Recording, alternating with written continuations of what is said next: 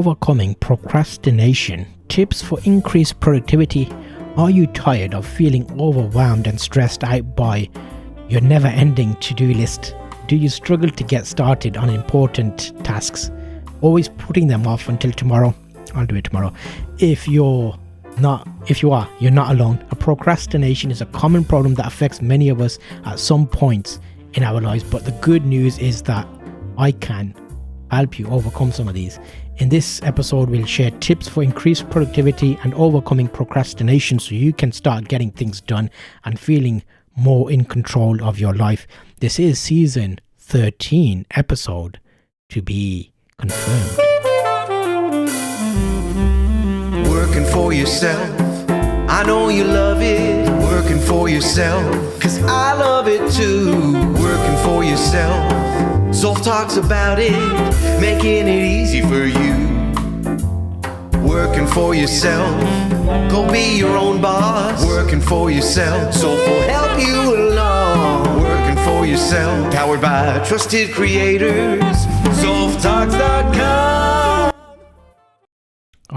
Yes, so identify the root cause of your procrastination. That's going to be number one. So why are you procrastinating? Finding out what is going on here. The first step is to overcome the procrastination is to identify why you're putting things off in the first place. Are you feeling overwhelmed by the size of the task at hand? Are you afraid of failure? Understanding the root cause of the procrastination can help you find a solution that works for you. Now, let's give an example around this. So what would it look like? Say, for example, I'm doing a live stream today. How easy is it for me to come in here and just do a live stream? Well, to be honest, it's two buttons that I press and everything's set up and I can just hit record and free flow and talk. So I don't procrastinate about this because I can just be like, okay, yeah, I'll do that. However, if I had to come in here, set up my camera, set up my light, look at the angles, look at the settings of the microphone, how do I edit it all? Or once I've recorded it, I have to spend 4 hours editing the whole thing. That would mean I procrastinate. So to stop me procrastinating, I've eliminated all those little things that stopped me doing this. So now, because I've kind of found the solution of setting up a live stream where everything's already set up, I come and hit a button and I'm ready to go and raring to do episodes of my podcast, video, YouTube, live stream, wherever you're watching this. So that's an example of identifying the root cause and trying to find a solution. And I'm getting distracted by my lava lamp, which is going absolutely ballistic. If you're not watching on YouTube, I do a podcast episode on YouTube. Oh my God, look at that full on. How amazing does that look? You can't see in the light, but yeah. Okay, sorry, I digress. So yeah, identifying the root cause of your procrastination is number one.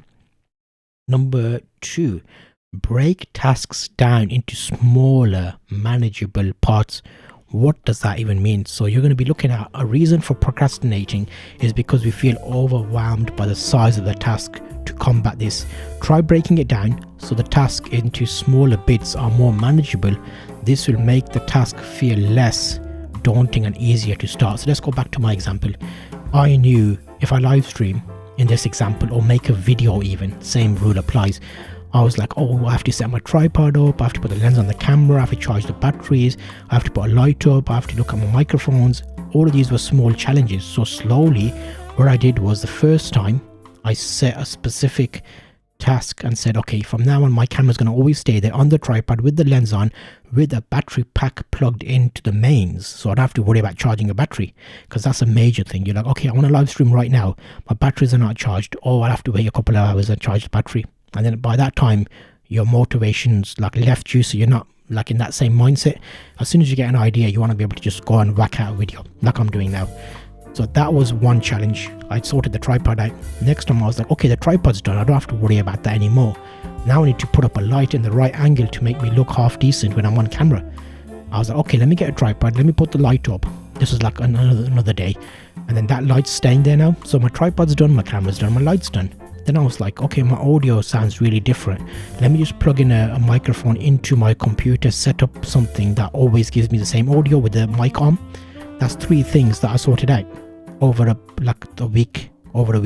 And because that was all set up, I broke those down to smaller chunks. The next time I come live, I don't have to worry about the tripod, the camera, the light, the microphone. It's all set. Then I looked at my screens. Or what about if I want to, punch in on one of the screens. Oh, let's get something that lets me do that. And then I got a Stream Deck. So slow, manageable chunks will defeat procrastination. The same rule applies to other things. If you're a writer, can you set up a writing room where everything's ready for you and you want to go straight in and whack it out? Number 2. Number 3, eliminate distractions. Holy manoli, that's a big one, isn't it? Distractions are one of the biggest reasons we procrastinate. Make sure you eliminate distractions, whether it's turning off your phone. I've put my phone on silent and kept it next to me so I don't have to worry about it. Closing your email or finding a quiet place to work. What I like to do is I will simply log out of all my accounts, my email, so I don't get any pop-ups or notifications. When I'm doing what I'm doing right now, it's just you and me. So we've got an hour, we've got 60 minutes. It's just going to be you and me talking. No distractions. You're getting my full attention. That's something that not many of us do, because as soon as I get a notification, I'll spend, it's a rabbit hole, isn't it? It's a rabbit hole, exactly like my lava lamp is there, just giving me an absolute party. Hold yourself accountable, people. That's a good one. Finally, you want to hold yourself accountable for making a commitment to yourself to get started on your task and stick to it. Surround yourself with people who will support and encourage you, and hold yourself accountable to them as well. So if you're going to do something, you said you're going to do something, you need to follow through and be like, okay, that's a mindset. I said I was going to make a video. I'm going to go and make the video. It may not be the best video you made, but you made the video. Sometimes getting it done is better than perfection. There's a special saying there somewhere, I can't remember it, but let me now follow this up with a little story to give you an idea of what I mean. You know, I like to share a little story to help embed what we're talking about today. So let's have a little story. Okay, you ready for story time? Let's get into this one. So we're going to stick to our usual character. There was a young woman named Sarah. She was a dreamer and had big aspirations, but she often found herself stuck in a never-ending cycle of procrastination. Every day she would wake up with the best of intentions. I'm going to do this today. She's like, I'm going to do it. But by the end of the day, she would have accomplished very little. Sarah was frustrated and felt like she was wasting her time and potential. One day, Sarah decided enough was enough. She was determined to overcome her procrastination and reach her goals. She began researching and learning about the art of productivity, trying out different tips and tricks along the way.